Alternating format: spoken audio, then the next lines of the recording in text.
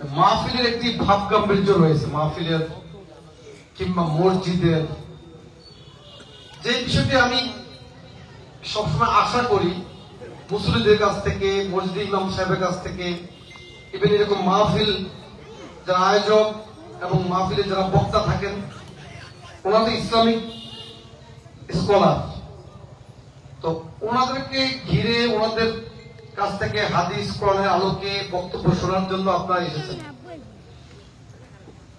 তো এখানে আমরা কিন্তু আমিও অত্যন্ত বেমানান এই জায়গাটায়, তারপরেও রফিকুল ইসলাম সিরাজ ভাই সহ আরো নেতৃবৃন্দ কেউ কেউ বলেছেন একবার এসে দোয়া চাওয়ার জন্য, সবই ঠিক ছিল।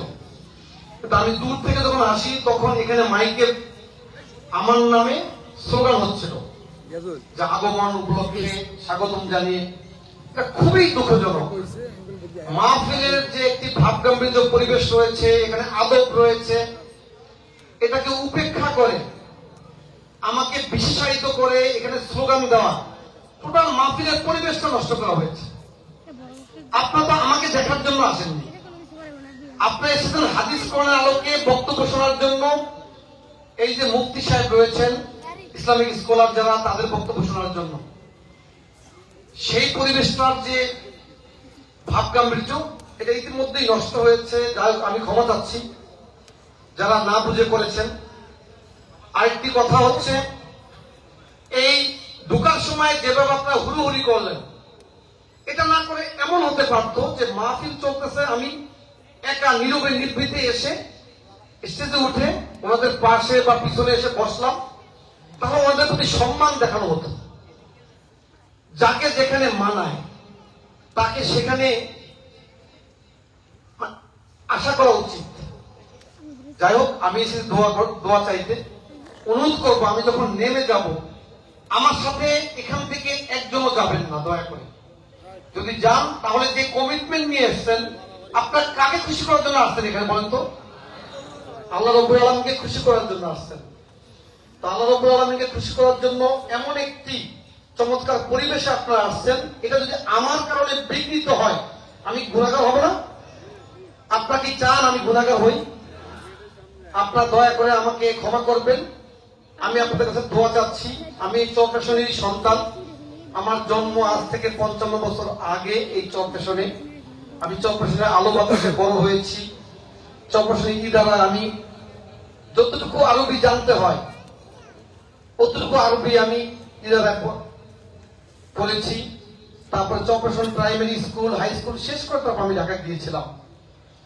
আমার বাবা মা আরো 2 বছর আগে ইন্তেকাল করেছেন, তারা এই চরপেশনের মাটিতে শায়িত রয়েছেন। আমার দাদা দাদি, নানা নানি সহ বিভিন্ন আত্মীয় স্বজন, বন্ধু বান্ধব, প্রতিবেশী, তারা অনেকেই এই পৃথিবী থেকে বিদায় নিয়েছেন, তারাও চরপেশনের মাটিতে শায়িত রয়েছেন। আমার যেমন আত্মীয় রয়েছে, প্রতিবেশী রয়েছে, পরিচিত জন রয়েছে, আমার অনেক বন্ধু বান্ধব রয়েছে, তারা আমাকে চিনেন। আপনারা হয়তো অনেকে আমাকে চিনেন না। চরপেশনের বিভিন্ন অঞ্চলে ছড়িয়ে ছিটিয়ে আছে আমার অনেক আত্মীয় স্বজন। যাই হোক, আমি আপনাদের কাছে দোয়া চাচ্ছি, বিশেষ করে আমার বাবা মায়ের জন্য এবং আপনাদের অনেকেরই বাবা মা, আত্মীয় স্বজন, আপনাদের বাবা মা, আত্মীয় স্বজন যারা কবরে শুয়ে আছেন, তাদের জন্য দোয়া চাচ্ছি। তো এছাড়া সারা পৃথিবীতে মুসলমানরা আজকে নির্যাতিত, নিপীড়িত। বিশেষ করে ফিলিস্তিনের মুসলমানরা অনেক নির্যাতিত, আপনারা প্রত্যেকেই জানেন।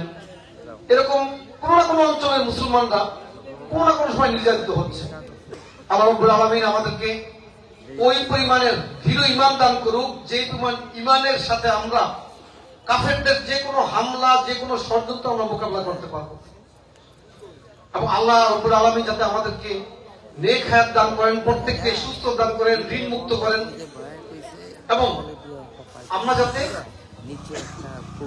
আল্লাহ রাব্বুল আলামিনের যে বিধান রয়েছে, কিছু বিষয় মানা এবং কিছু বিষয়কে পরিহার করা, এগুলো মেনে চলতে পারি।